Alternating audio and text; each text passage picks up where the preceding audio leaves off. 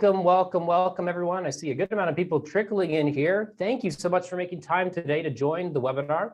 Before we dive in, I'm going to give a few minutes for everyone to show up. I think I hit start and we had 2 people, and now we're up to 37. That number is going to keep going up. So while we're waiting for everyone to join, I'd encourage you to open your chat tool and let us know a couple of things: who you are, what organization you work for, and where in the world are you zooming in from today. It's always super fun for me to see, how far-reaching this cause of growing giving and generosity is reaching.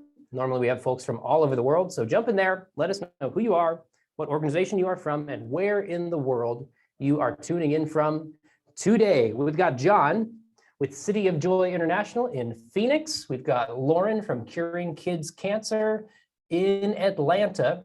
Riley, who's right there in here next after in Plano.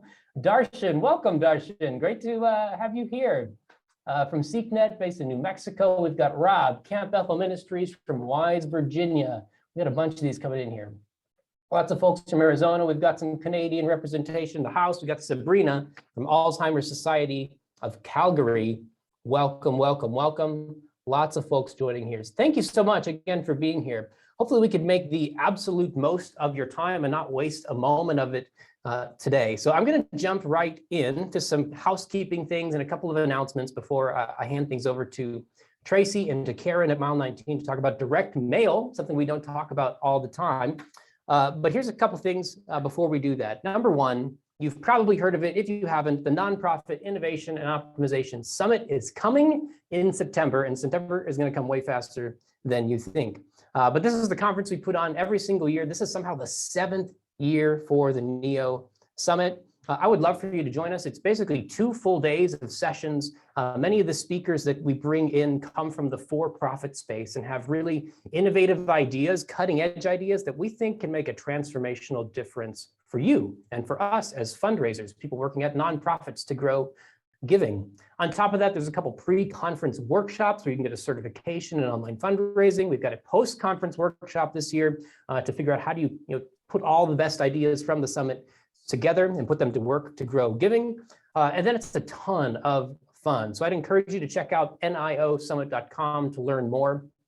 One previous attendee from this past year, John, just posted this on LinkedIn. We didn't ask him to post this. He just went on and he said this: after attending NEO Summit, my organization raised 35% more from our website at the end of the year in 2021. We can't guarantee results, but I can guarantee that you will walk away from NEO Summit with brand new insights that you can apply to help grow your fundraising. So please check it out, niosummit.com. And if you get your ticket soon, and very soon, you can save $600, which is quite a lot to save on the ticket. Use the code SUPEREARLYBIRD. So check that out, niosummit.com. A couple housekeeping things. The most common question we ever get about anything is, are you recording this and will there be a video? And the answer is always yes. So we are recording this now. You probably saw a little pop-up on your screen when you joined that we are recording. We'll send you the recording as well as the slides and any other featured resources that we mentioned today in an email later this evening, normally around 5 p.m. Central Time. So you can be on the lookout for that. And then we also should have some time for Q&A today. So all throughout today and through this session, you can put all your best comments and ideas and running monologue of what you think about what Tracy's presenting in the chat. But if you have questions that you want to be answered in the Q&A time, use that Q&A tool to drop your questions in there. That's the best way for us to see what questions you have and make sure that we answer as many as possible. So again, use the chat for all of your ideas and commentary. If you've got questions, put them in the Q&A. Now, let's get a little bit into the content, because today we're talking about how does your direct mail program actually stack up to others, and what can you do to optimize it and to improve it to grow giving.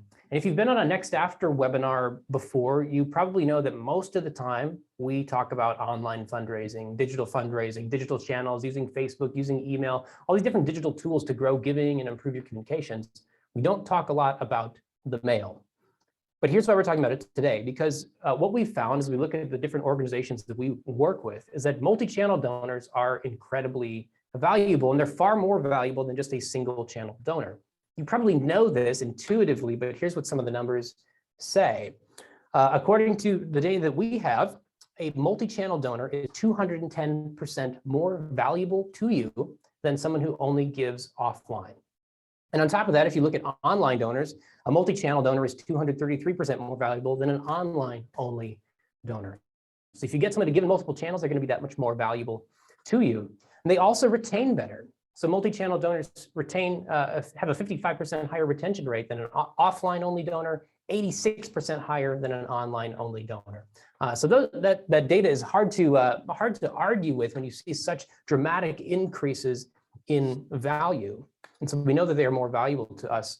But at the same time, even if someone only gives in one channel, this multi-channel communication and multi-channel fundraising efforts can actually cultivate a stronger donor, even in a single channel. So here's what that data says. If you look here closely, this group here is an offline-only donor who the organization has an email address for, so they can cultivate them in an online channel.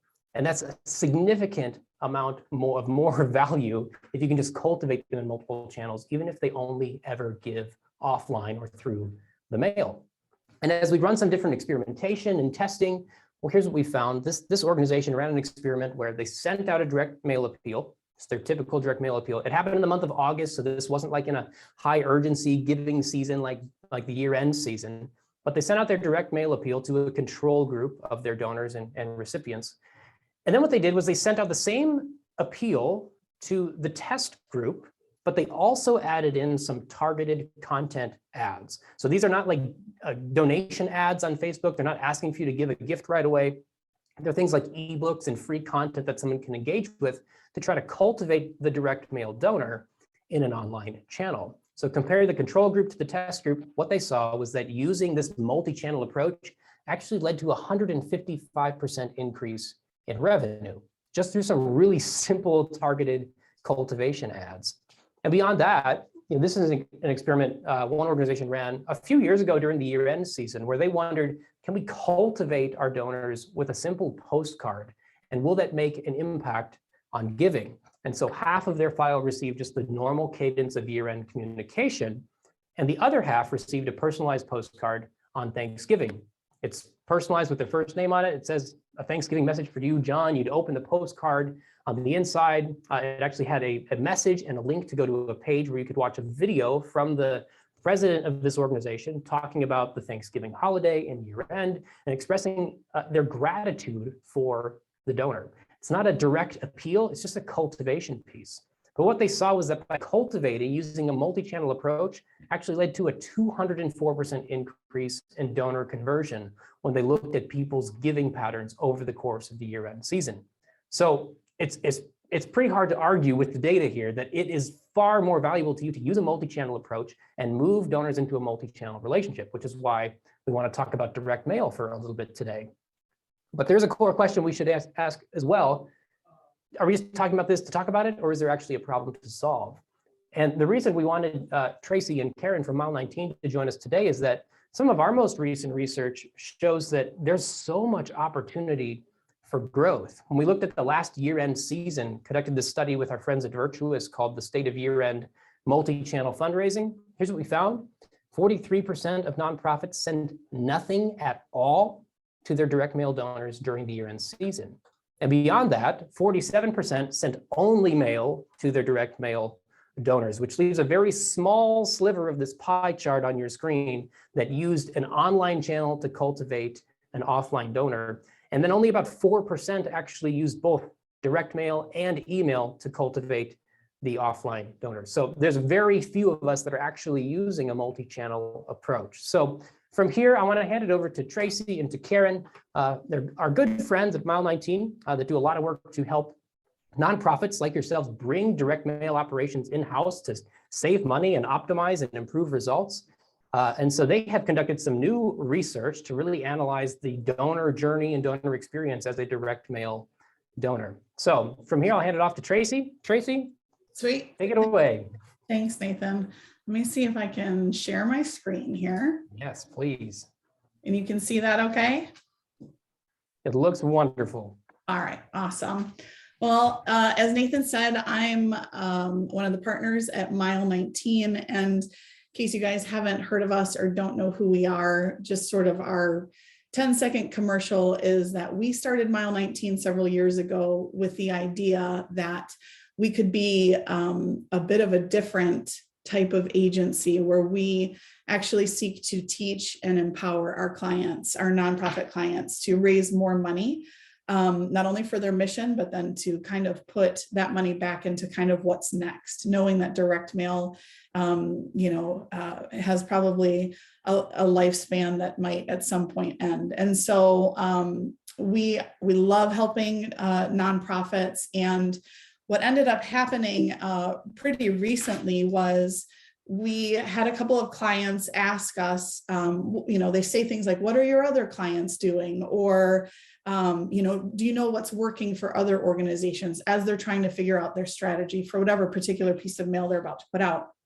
And so we obviously have some historical knowledge of what works and what doesn't work. And we have, the clients that we work with currently, and we can see what works and what doesn't work. But we had the idea that with, 1.5 million nonprofits in the United States, we had the idea that it would be good to get a bigger sampling of what other nonprofits are doing. And how should we go about doing that? They're not our clients. We don't have that behind the curtain look. And so what we did was we decided we were going to donate to over 100 different nonprofit orgs. And we were going to track the experience that we had with them for 120 days. We figured giving them 4 months from the time of the initial donation to the end of when we would, stop tracking, would give us a really clear idea of how they're doing in what we believed were some really key areas. So when we talk about how we were going to go about this experiment, we wanted to make sure we did a couple of things. So here's how we landed. We donated $28,400 to 108 different organizations. That basically was 88 $50 gifts, making us a general donor, and then 20 gifts of $1,200 each, making us mid-level donors, because we recognize that often the experience of a mid-level donor or even a major donor is different than that of a general donor, and we wanted to be able to compare and contrast that. Like I said, I mentioned it was a 120-day experiment. I have continued to sort of watch what's happening, but maybe not tracking it quite as closely. We wanted to give a very specific time frame that we had expectations of these nonprofits. And all of the gifts were mailed on the exact same day to be able to give a very fair representation of the responses we would get. Out of the 108 nonprofits, we wanted to be kind of widespread in the types of missions that we would give to. So some of them were faith-based, many of them were not. We did animal rescues, we did healthcare, we did food banks and universities, and really tried to get a very wide swath of different kinds of nonprofits, philanthropic ones, mission-related ones, everything kind of across the board. And then for the standpoint of accurate tracking, because all of the response mail was going to come to my house, how would I decipher between, what were nonprofit orgs I had already given to versus what was coming out of this study? And so we did use a pseudonym. And so everything that would come in along the way, we would know very specifically if it was to me, Tracy Howard directly, or if it was to the Tracy Howard who had started this study. Oh, sorry, let me go back here. I got a little ahead of myself. Well, hold on, there we go. So what did we track? We had 5 main things that we wanted to watch what they were doing. And that was, we wanted to follow receipting. How many organizations are giving receipts out when they get a white mail gift in the, out of the blue? How long did it take for the receipt to come? And in that receipt package, did they give us an easy way for us to become, a second time donor? Along the lines of receipting, but different. We wanted to track thank yous and how many orgs were using that as an opportunity to get personal with me as the donor. And then, of course, the biggest piece of direct mail is the appeals. And so we wanted to follow along on what the appeals were. How soon did appeals come after that first gift? And, how soon were we getting into the actual cadence of mailings, and what did those mailings look like? Was it once a week, once a month, once a quarter? And then we did take a little bit of a look at the creative across the board and tried to note if there was something noteworthy. Newsletters, that kind of cultivation piece, we wanted to know what's the cadence of those? What does that look like? And often our clients will ask us how many pages a newsletter should be. So we tucked that away as a data point. Are they doing 8 pages, 16 pages? What is it? And then also, are they containing an ask? Because it is a cultivation piece. We'll often have clients say like, we really don't want to ask in there, vice versa. So we took that look at newsletters. And then just as a sidebar, because it wouldn't have anything to do specifically with the orgs we gave to, we recognize that giving to these organizations meant we were going to become part of a large acquisition stream. And all of a sudden acquisition was going to start coming in from all over the country. And so we did take a look at, as best as we could determine, who was selling our name quickly, what kind of acquisition packages are being sent, what do they look like, and sort of a creative look at that as well. So to begin, those are the 5 areas we'll look at, and there's a lot of stats in here. I'll do my best to tell you what we saw, and then tell you how we feel like those results could have been optimized. And then on the tail end of each section, I'll try to give you an idea of things that we are testing or have tested with our own clients, so that you can kind of tuck that knowledge away and say, well, here's somewhere we could do better, and maybe here's something we should test. So we'll dive in. The first thing we did was receipting. One of the things that we like to tell our clients, and I'm sure you've heard this before, is that everywhere in the donor journey, from the moment they give, which by the way was March 15th of last year, so it's been exactly 1 year, from the moment they give, that they should feel like a hero, because really, obviously, without the donor, there is no mission, there is no incoming funds, right? And so we believe that receipting is the first step in that journey where you acknowledge the donor. And so when we took a look at the receipts that were coming in, we wanted to make sure the donation had been acknowledged. We wanted to check and see what the timing was of that acknowledgement. Was it coming before or after appeals? Was it coming at all? How soon was it coming after the gift? Knowing everybody got their first gift on March 15th, how long did it take to get one? And then kind of a little lever that we feel like should be in every receipting package is, were they giving you an additional way to give? Like, hey, here's a receipt for what you gave us. By the way, if you'd like to give again, here's a real easy way to do that. Surprisingly, I don't know if you're surprised, I was very surprised to find that both in my general donor pool and in my mid-level donor pool, exactly 50% of the organizations actually gave a receipt. And that is staggering to me when I think about that first touch of acknowledgement. And anytime you purchase something, anytime you do any kind of financial or monetary transaction, it feels like a receipt is just like a bare minimum acknowledgement. So I would say our first gut reaction was to be a bit disappointed that there were so many organizations that weren't acknowledging gifts at all. And when I think especially about the mid-level donor packages, if somebody's giving you $1,200 out of the blue, they're not an active donor in any way, shape, or form, to not have any acknowledgement at all, that was kind of tough to swallow. So being the gracious person that I am, I wanted to give them kind of a grading on a curve. Like, surely if I don't get a receipt, at least from the ones that didn't give me a receipt, surely they will have given me a thank you card, which is a different form of an acknowledgement. So out of the 50% that did not give me a receipt, only 8 orgs did actually, in fact, send a thank you card, I guess, instead, which means of my entire pool, 43% of all the organizations made no acknowledgement at all of my gift. So, staggering, maybe offensive, you might say, if you're a donor. I feel like if I went to a wedding and, I put cash in an envelope, in the little bird cage sitting at the at the gift table, and like the bride, never even acknowledges like, hey, you gave me $1,200. I don't know, that'd be hard.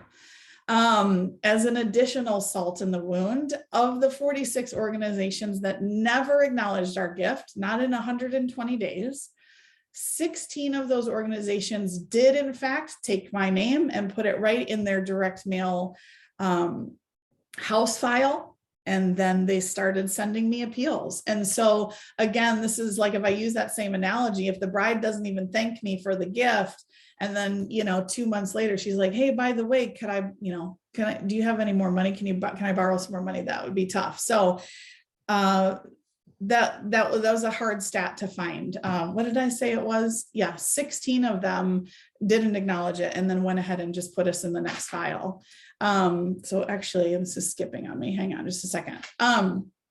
Okay, and then the other stat that I told you we wanted to look at in receipting was, is there a way to give again? So as you remember, of the 108, only 54 actually sent us a receipt.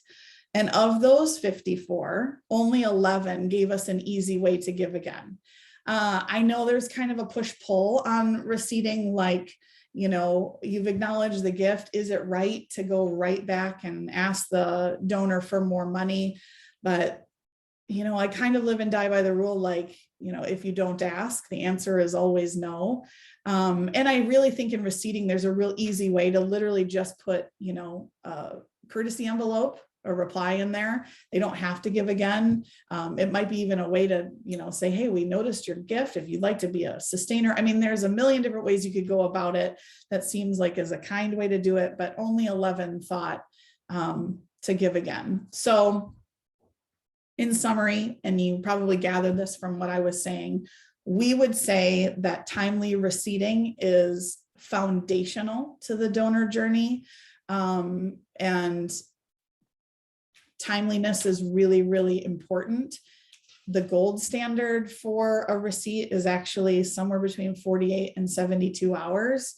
I'm giving you a little bit of grace here and say somewhere between 7 and 30 days.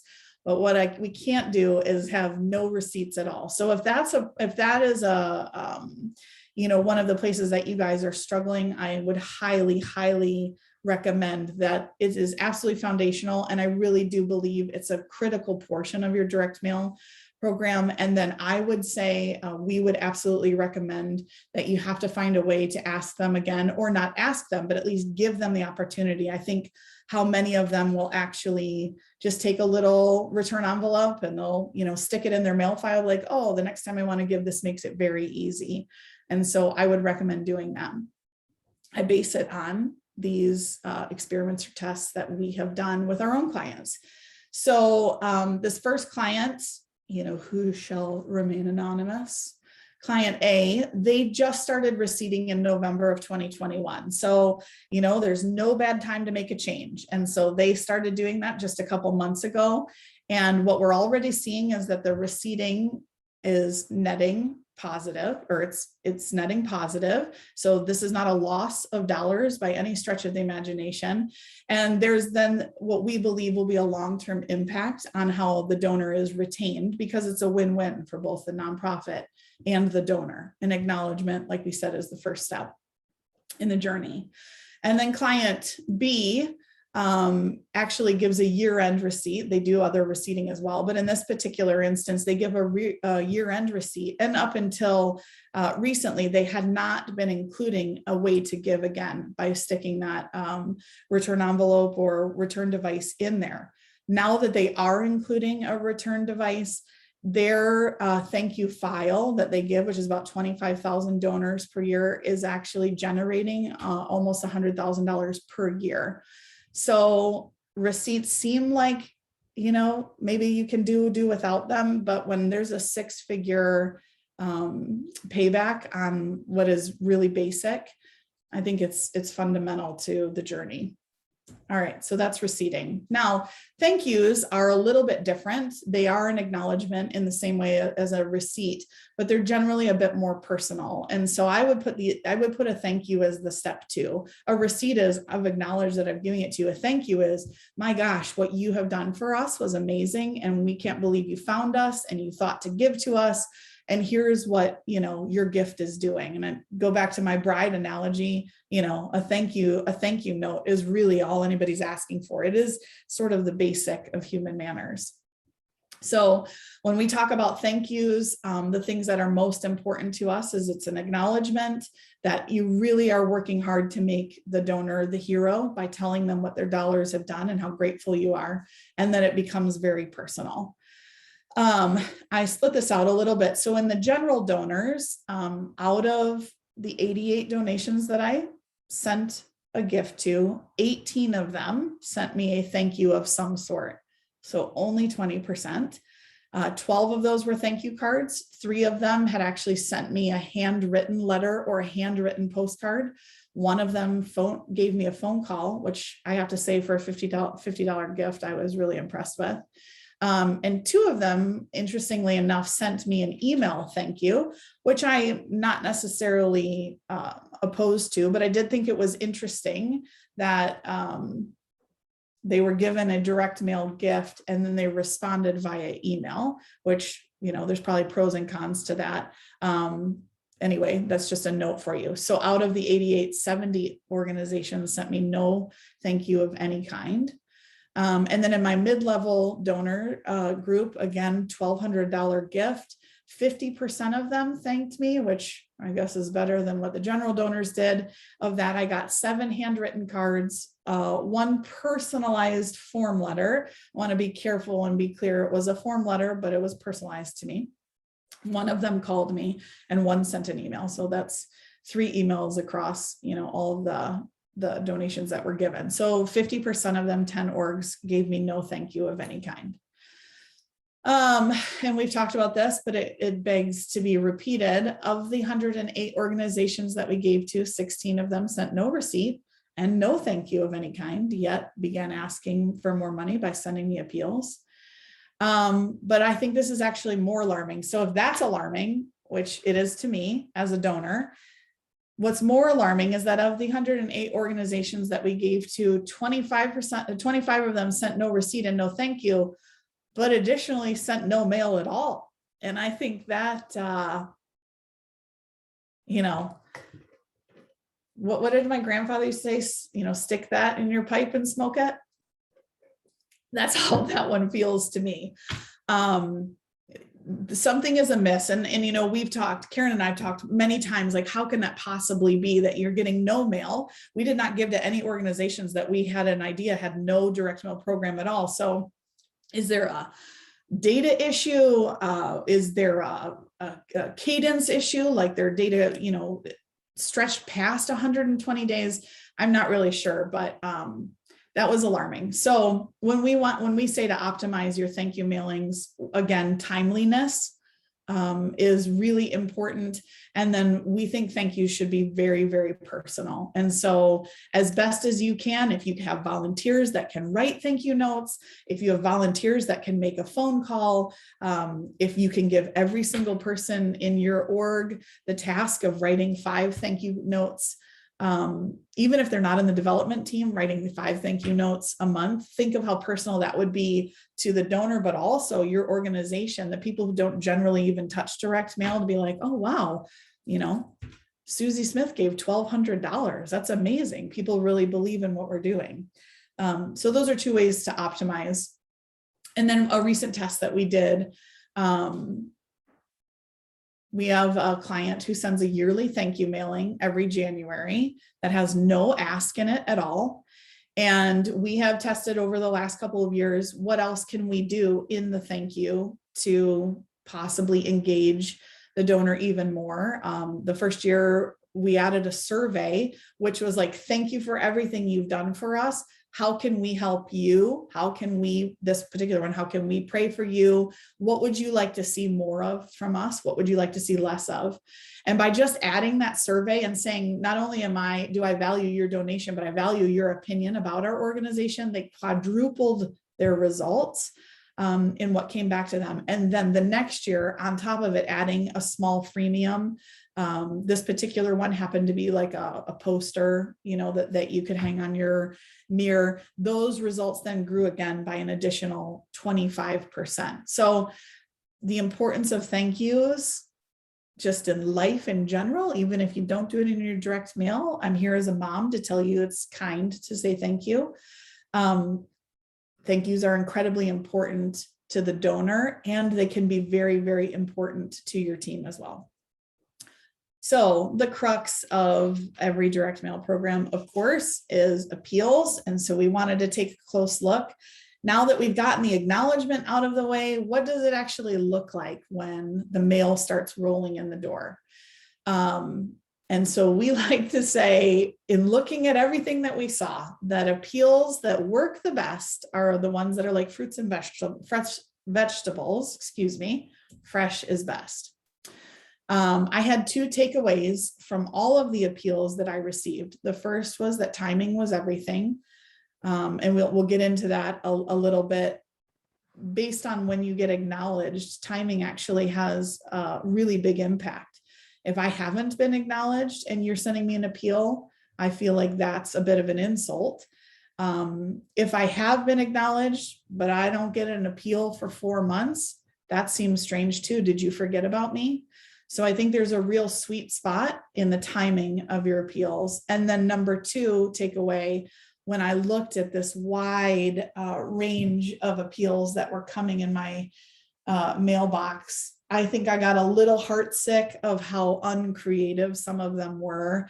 And so I'd just like to throw it out there that I think another takeaway would be to think outside the box a little bit. So I'm going to break it down and I'll go quickly because you'll get these stats later. Of the general donors, the general donor pool, 8 out of 88 organizations sent me an appeal within the first 30 days, which I feel like that's pretty impressive. Those 8 get an A++.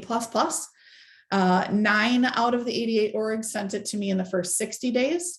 And then 15 of the 88 sent me their first appeal in 90 days. That feels a little slow. I'd give that maybe a C. So 9 is like a B. If you like a good grade, that feels like within the first 60 days, I should be getting my first appeal. 21 of the 88 organizations haven't sent me any appeals at all. I will just let that rest right there. Of my mid-level donor group, 1 out of 20 sent me a first appeal within 30 days. 3 out of 20 sent me a first appeal in 60 days. 4 out of 20 sent me their first appeal in 90 days. And 4 of the 20 haven't sent me an appeal at all.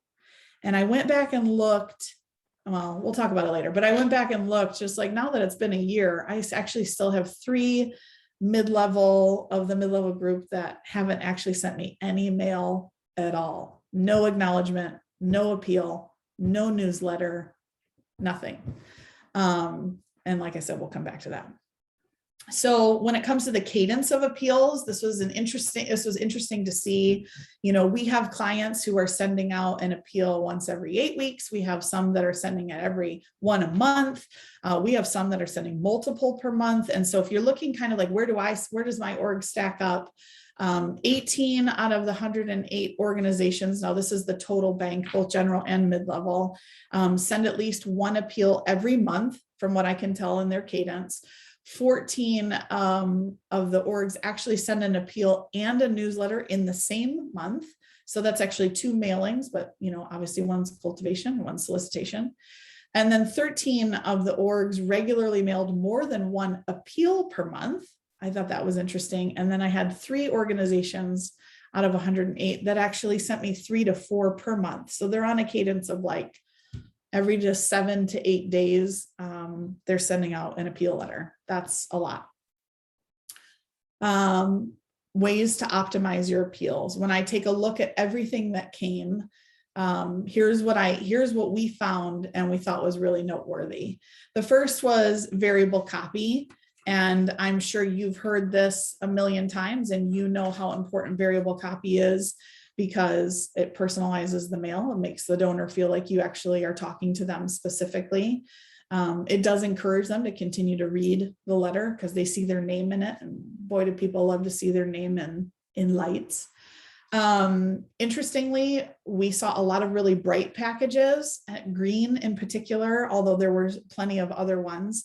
I don't know if green was really trending for 2021. I thought terracotta was the color of the year, but what do I know? So we saw a lot of green, brightly colored packages, which actually does stand out quite a bit against the predominantly white number 10 envelopes that you can imagine is what I see the most of. Lots of inserts, but what I saw the most of was buck slips. And of course, I recognize there's a cost to the insert. And that's of course why the buck slip seems like a very easy thing to put in a white number 10 envelope. It keeps costs down.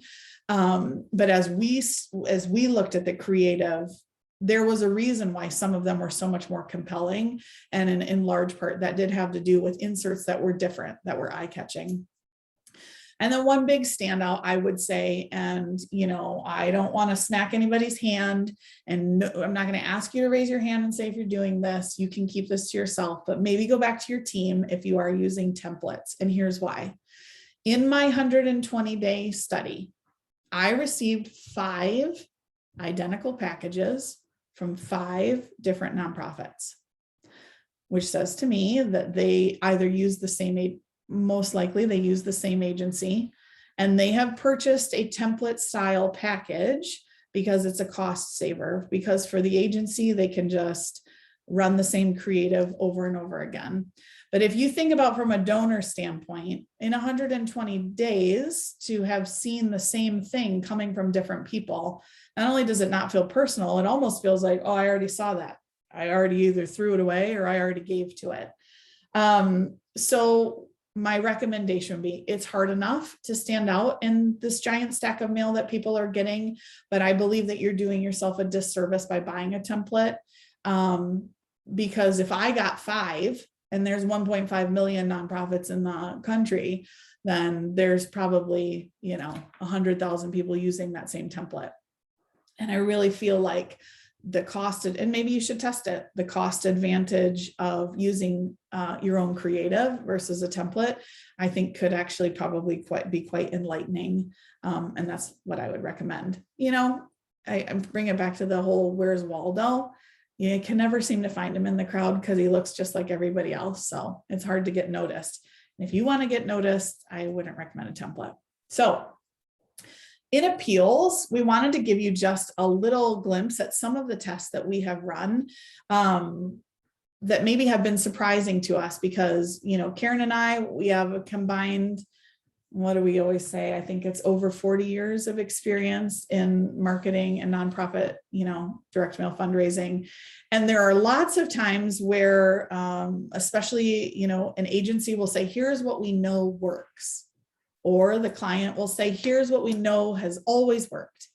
And so we feel very strongly about testing because what has always worked doesn't actually always work. And also we find that donors are different for every organization. So what works for organization A very possibly may not work for organization B. And so you should be testing it. So in appeals, here's some interesting things that we have found in the last year. The last 12 months of testing. 5 arrays versus 3 arrays in the ask array string. I think that the old thought has always been the more options that you give them, the better that it is. But we have found recently with one particular client, especially that doing an ask array of only 3 options boosted the response by 9%. Again, we have talked about, do you use an ask array versus an open ask? And we found in this particular second experiment, when we used an ask array, a full string of ask arrays versus an open ask in a sustainer recruitment package, it actually boosted the response by 65%, which is really substantial. So I would recommend testing that one. And then I think, and I get a ton of mail now, blind OEs have kind of always been long thought that they create this intrigue that people are like, oh, who is this white number 10 envelope from? I mean, am I part of the CIA now? Is this a government? They create all this intrigue. But we have had 2 recent tests with 2 different clients, and it's actually proved the opposite. So in that one in particular, I think maybe people are on to us, and maybe that one's worth testing. Now that's where we landed on appeals. Now I'm going to try to whiz through a little bit because I don't want to take up too much time, but we've got newsletters and acquisition left. Deep breath, deep breath. Newsletters, we talk about a lot with our clients. We talk about what is the cadence of them, how often should you be doing them, how many pages should they be, should they include a letter, should they not include a letter, should they come in folded, should they be open in a regular package. It seems to be an area, newsletters, where it's kind of like, does anything go, right? So here's my premise on a newsletter. It is a cultivation piece. It is the place where after the thank you, it is the place where you most likely have your opportunity to make your client know and understand that they truly are the hero, and look what the work they are doing, what their dollars are doing to help the mission. And so I believe newsletters are not only incredibly important, I believe they should be extremely well executed. And I think that there should be a lot of strategy that actually goes into a newsletter. What we found in our general donor pool is that only 19, in 120 days, only 19 of the 88 organizations actually sent a newsletter.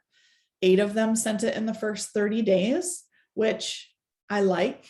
I actually think it's kind of nice, and you could test this, but after an acknowledgement and a thank you, is the very first thing the new donor gets an appeal, or is the very first thing they get a newsletter?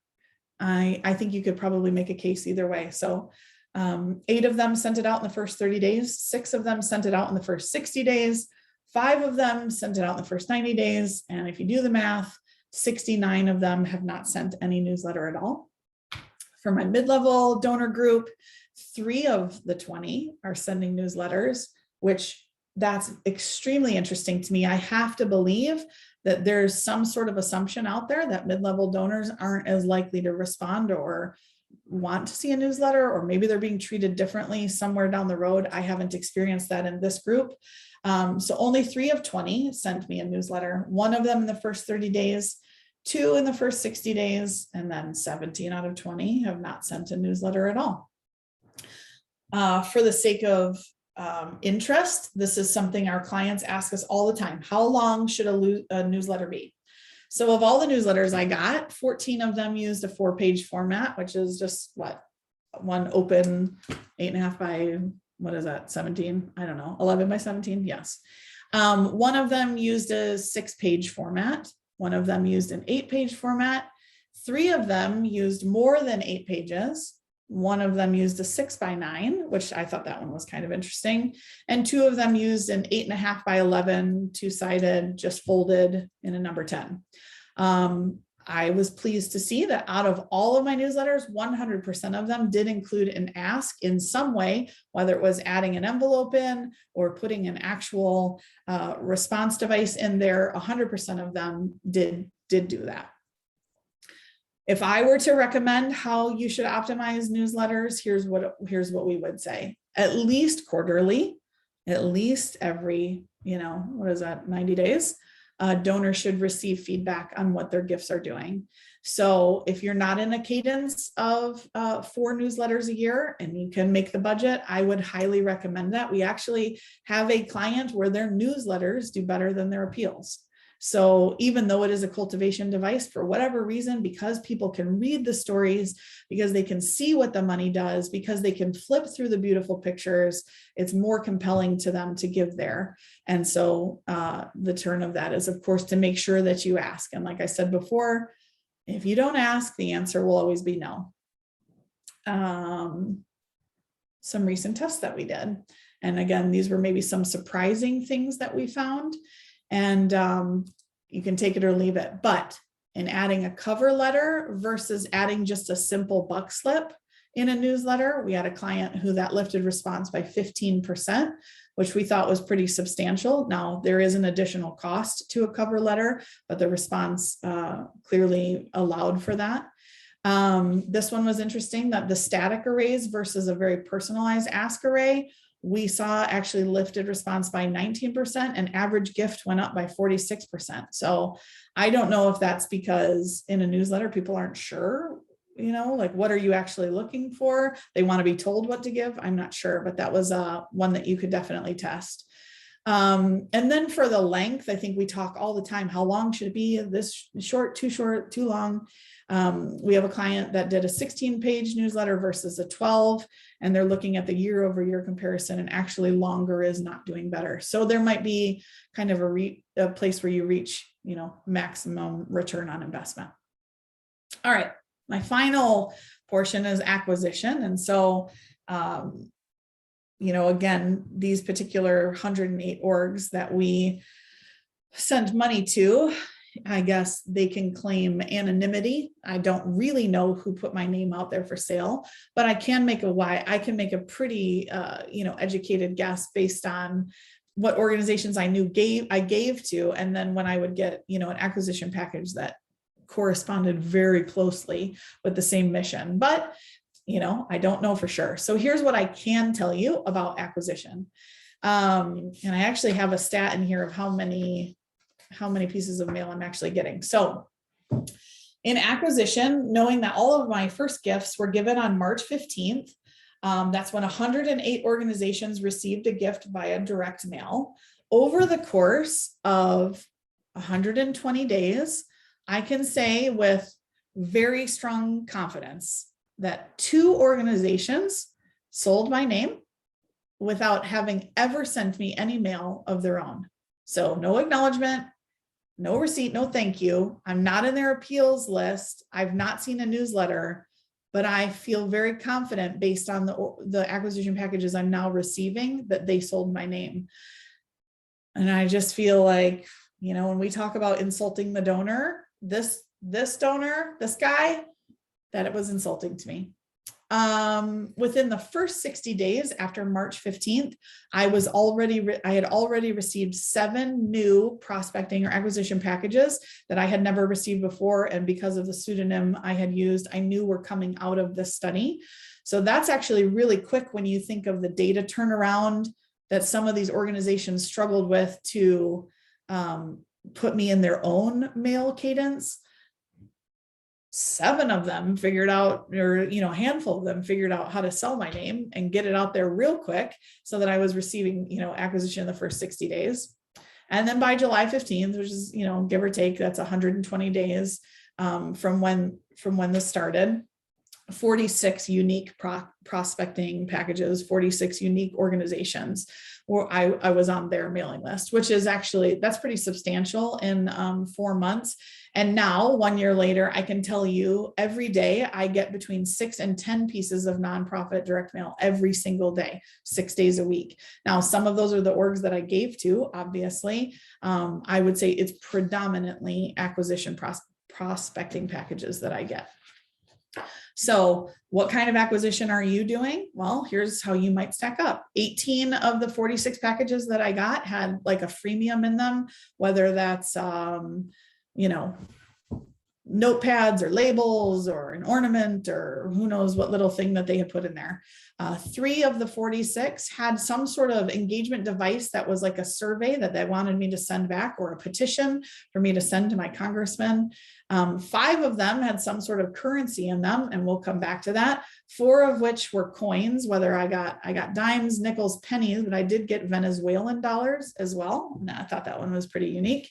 And then 20 of them were letter only. Here, based on what we saw, as well as based on our history and what we know about acquisition, here's a couple of tips that I would give you when it comes to optimizing your acquisition program.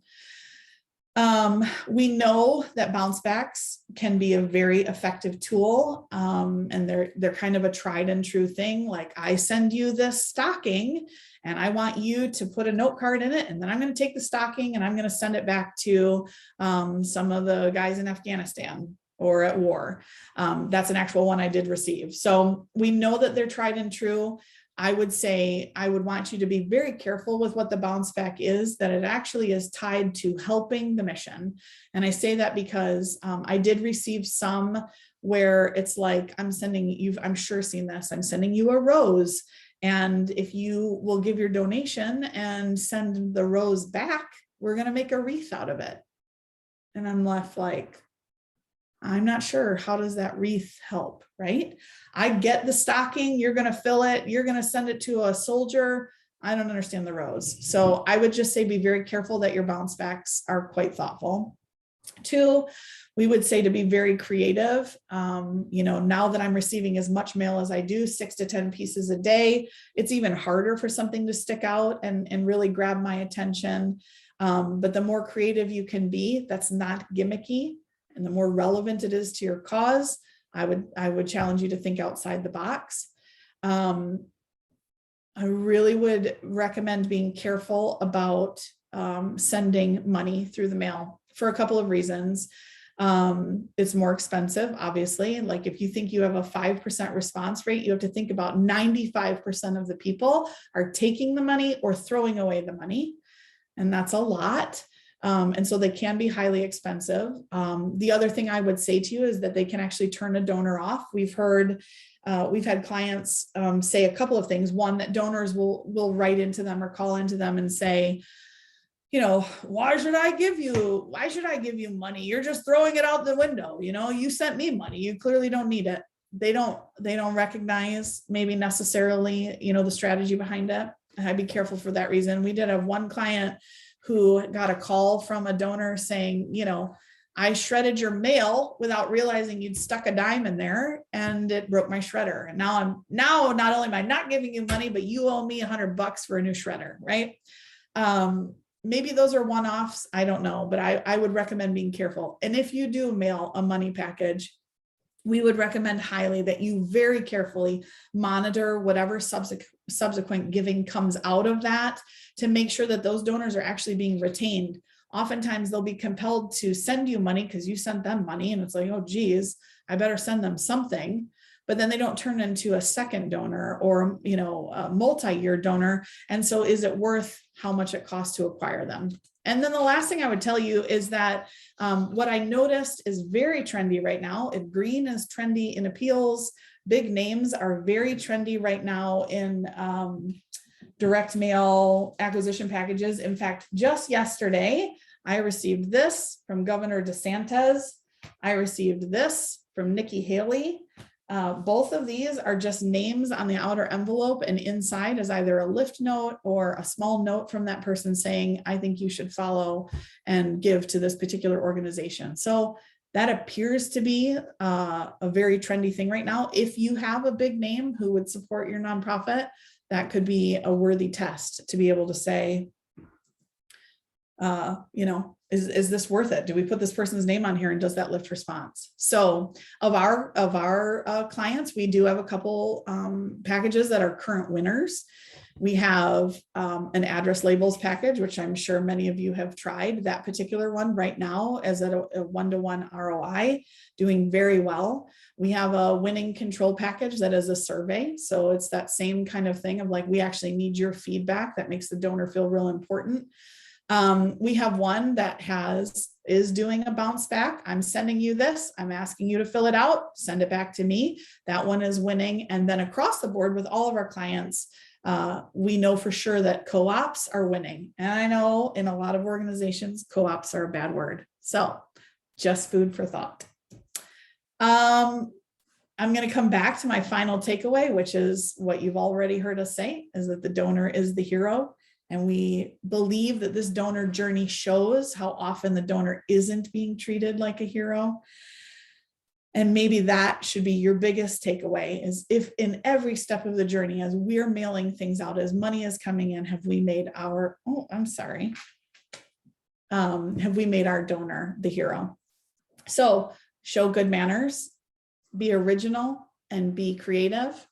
Make sure that you're crossing channels. An interesting side note, 7 of the 108 orgs, they send us regular emails. I give them props. I mean, to Nathan's point in the beginning, those are way more of high value donors who will give across channels, and you should probably try meeting them in both places. And then finally, that data hygiene is foundational to the donor journey. I have to believe part of the reason I'm not receiving mail or haven't is something has gone awry in their data. I was not coded correctly. They don't have my name correct. When they do a select, it kicks me out of it because of the pseudonym that I used. I have no idea, but I have to believe that's in large part why so many organizations are not on the ball with their direct mail. So that is my speech. I feel like I kept it to 40 minutes. I tried for 35.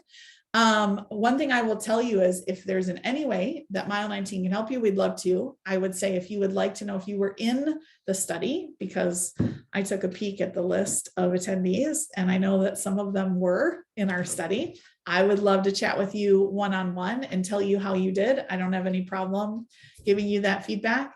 And then also, if you'd like to meet with us or talk with us, we would love to meet with you. There is an actual donor journey study book that we wrote that probably has more tidbits in it as well. And we'd love to get one of those in your hands. So that was the donor journey study. Thank you so much, Tracy. That was awesome.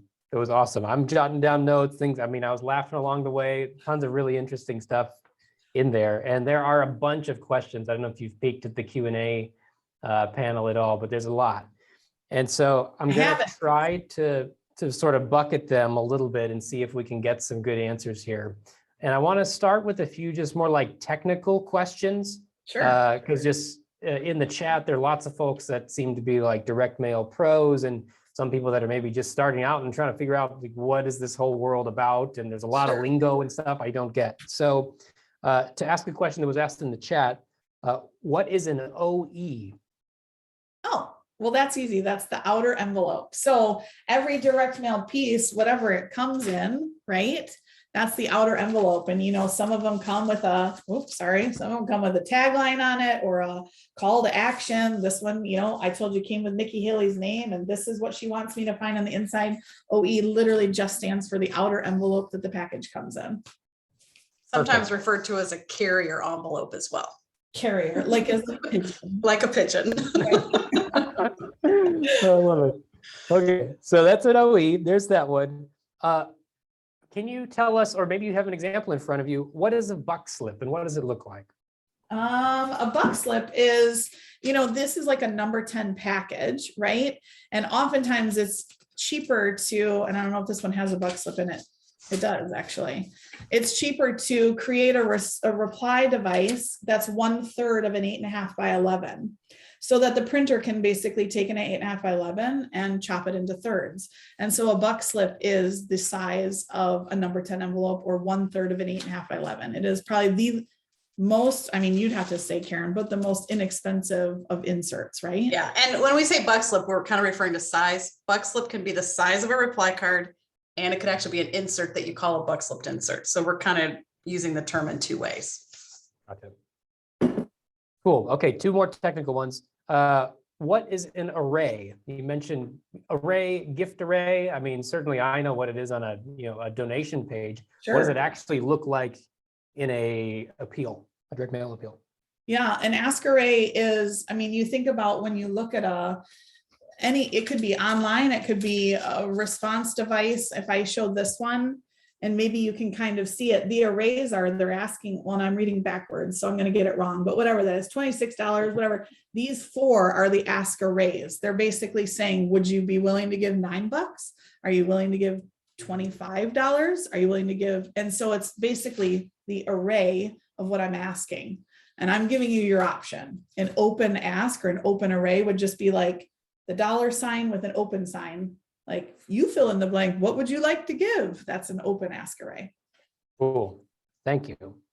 And then last technical one, at least as far as I found in the chat and in the Q&A, you were just talking about co-ops. Can you define what a co-op is? That's you, Karen. I'm gonna let you. It's a cooperative database. So if you've ever heard of Wyland or Abacus or iBehavior, I think are the ones we've used most with clients. Basically, you put your names in, they build a model, and then you rent names back out. The reason it can be a hang up, as Tracy hinted at, is a lot of organizations are like, we will not sell our names, we will not trade our names, and a co-op feels kind of like that. We have had a client be able to navigate that with their board, because when you think about it, most of those names are probably already in the database. But that's what a co-op is. It's different than I just go rent the National Geographic list kind of thing. Sure. It's like a swap. That makes sense. Yeah. Cool. Thank you. Okay. I think that covers our bases here. So everyone's got all the vocab down. Okay. So scrolling back to the top of the Q&A, and it's 2:00. If you have to jump off, that's okay. We're going to stick around for a few more minutes and try to knock out a few of these questions. If you've got to jump off, we'll send you the recording so you can get some of these answers too. But there's some questions around receipts versus thank you letters. Can you talk about those a little bit, specifically, like, should you combine them together? Can you send them as one thing? Should they be separate? What's the best time to send it? How quickly do they have to get out? Any further insights there? Yeah, I think some of it comes down to capacity. Tracy threw out some ideas of, do you have volunteers that can write notes? I think it's always great to have a thank you that feels very separate, sort of like the wedding gift thank you example of Tracy's, where it's a postcard, it's a phone call, it's maybe both. If you can separate them, that's great. If you can't, a combined thank you with your receipt for tax purposes is still great. It's better than not having anything. So it probably comes down to capacity, how many receipts you're having to mail every week, things like that. Sure. Because even the receipt itself should always have a thank you component. But as Yeah. Tracy said, we like to include the option to send a gift when I'm ready. Yeah. Gotcha.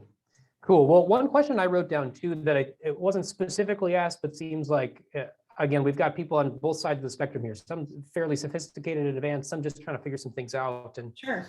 so what tools or processes come to mind as someone is trying to figure out, how do I send receipts and thank yous like quickly, short window of time, without having to go handwrite, 1,000 notes every couple of weeks or something like that?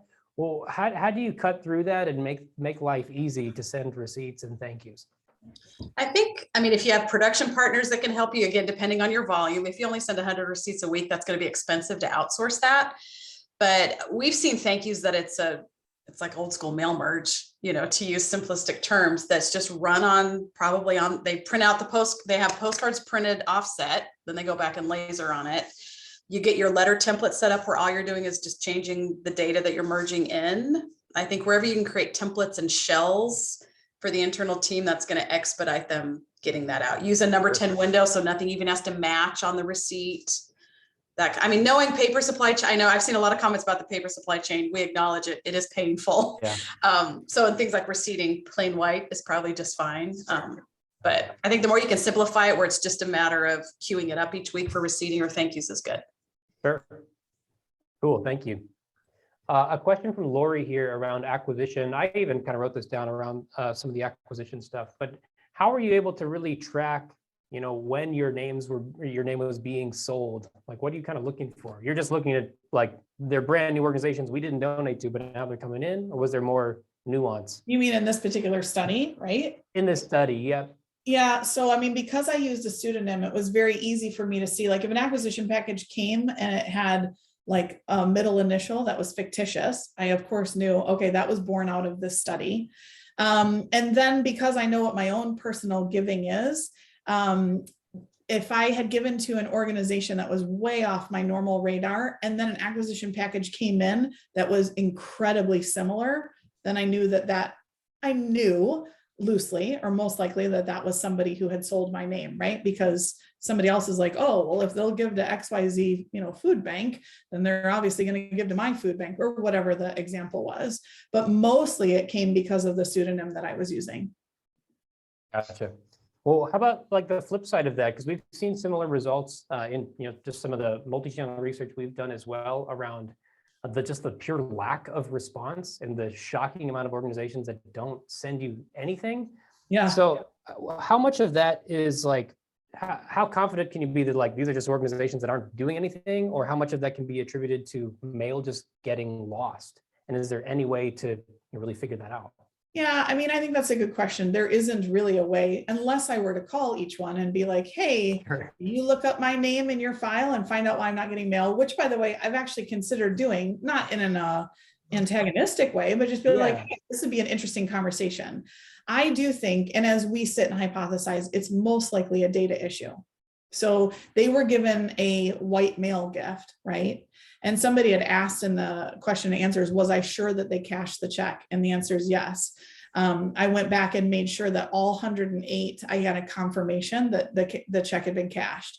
If they hadn't, I would have left them out of the study. But to the point of, I just lost my train of thought. The reality was that we believe or hypothesize that it's a data issue, that when they get white mail, they aren't sure what to attribute it to. And it often can be on a no mail list, or am I coded incorrectly? Somehow, like if you give to an appeal, of course, it's getting coded to that appeal and you're going to get direct, but if somebody finds you out of the blue, which is, what some of these were, somewhere I wasn't getting coded correctly. That's really interesting. Seems like a lot of opportunity there based on how many organizations just purely aren't sending anything. It's shocking. It was shocking. There's a question from an anonymous attendee. I'd love for you to put your names on these questions. Be proud of your question. There's no bad questions. But about donor surveys, do you find more people participate those when they're sent through the mail or using something like digital, like SurveyMonkey? Or do you have any of that type of data? We don't have much of that kind of data. What we have found in the direct mail site is they do love to give their opinion. So whether it be about hot issues, in the world, Sure. or even what parts of what our organization does do you care about most? Do you care most about meals at Thanksgiving versus whatever? I think, many donor files tend older, so they still like the pen and paper.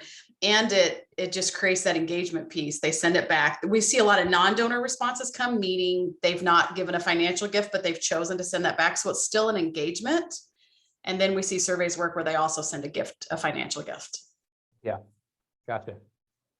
Okay, so Karina is wondering, is there a best practice around how often to send an appeal and how soon?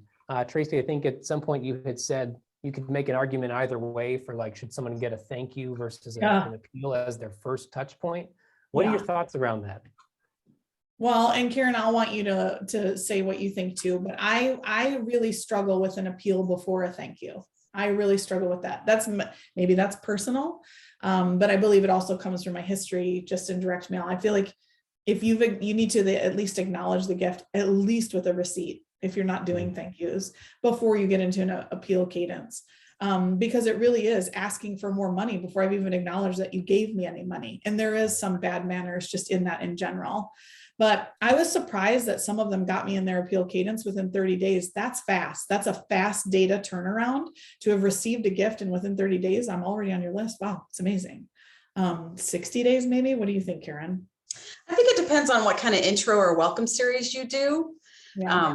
I would make, if you're pulling an appeal file, and as Tracy said, you have a great tight turnaround, drop your non-donors that haven't been mailed a welcome or an intro series yet. But I think this, just knowing you want to, the last time I heard data, 5 to 6 months, if I haven't converted to a second gift donor, it's going to be a lot harder. So you really want to work hard in that first, 3 to 6 months to convert, which is where appeals and newsletters come into play. Cool, thank you. Well, there's a bunch of other questions in here we could get into. One that jumped out to me, maybe we can wrap up with is, as you were talking about newsletters, there was a question around, should we be sending a direct mail newsletter or should we just rely on an email newsletter? Is there opportunity to send both? Do you have any thoughts on how those two, like online, offline pieces would work together? Well, I'd always send both. If you can send both, that'd be great. Absolutely no reason to not send both. But I mean, my first, and then I'll let you say what you were going to say, Karen. I didn't mean to interrupt, but I mean, to Karen's point, with the donor, most donors are boomers and above. That's just in direct mail in particular. I mean, they want pretty pictures. They want flips. They're still reading the Wall Street Journal. They're still, right? They love this visual representation. So if you can do both, I would do both. But if it's a direct mail giver, I think they should receive a paper copy. Well, and if you go back to the slides you shared at the beginning, Nathan, we want to do everything we can to convert to multi-channel. So you just never know. It could be, I'm going to read every email you send me, but I'm still old school and I'm going to write a check when I'm ready to give. So I think that's where it's hard to know, as a donor engaging with every piece of digital, just not choosing to give on digital, they're choosing to give in direct mail. Yeah, absolutely. Absolutely. And if you're coming from the online world and maybe you don't send a direct mail newsletter, but you send an email one, I mean, just thinking about open rates of an email newsletter, if for a good one, you're getting a 20% open rate, that's 80% of people that aren't actually seeing it. So then can you pair that up with the direct mail strategy to get just more visibility? And then, that your comment about wanting to see more pictures and things like that. I mean, what we typically have seen in terms of performance, getting more people to click and engage in an email is actually like less pictures, more text, especially with a newsletter, just like some quick links out to articles and things. So it's a totally different format to engage and cultivate someone. So I guess that's what I would say too, as much as you can, why not both? That's exactly right, because they're different. Well, and then the stats you shared too are interesting about the conversion rates on a direct mail newsletter. I would be shocked if anyone on this webinar has seen anything close to those donor conversion rates from an online newsletter. Right. Newsletters don't really generate much donations in an online format, but they do in direct mail. So yes, they absolutely. Well, depending on the goal, it's always, at least in our experience, you want newsletters to be cultivation, but you also want to break even. And so are you good with a 1-to-1 ROI, or are you aiming for a 3-to-1 ROI? And that can change your newsletter strategy as well. Yeah. Cool. Well, this has been awesome. Thank you both so much. Tracy, thanks for the presentation. Thank you to you both for the research and the insights. This has been incredible. If people want to dive deeper, they want to find out more, what's the best way to reach you both? Yeah, I mean, you can definitely email us or go to our website and email us. There's a contact form at mile19marketing.com. You can email us. I'm just thoward@mile19marketing or info@mile19marketing.com. Also, Nathan, I see there's other questions up there. If you're able to get us a copy, I'd be glad to personally respond to the ones that we weren't able to and answer those questions. But they can email us or call us for sure. That's great. Well, we'll try to get those questions over to you and see if we can get some responses. Maybe even simply we could put a little blog post together to answer some key questions or something like that too. That'd be awesome. Well, thank you again. And thank you to everyone who joined. Thanks for sticking around for a few extra minutes to ask some questions and get some answers. We'll have an email out to you a little bit later today with some extra resources and ways to dive deeper. Thank you so much. We are all rooting for you here at Next After and at Mile 19, and we'll see you on the next webinar. Take care. Thank you.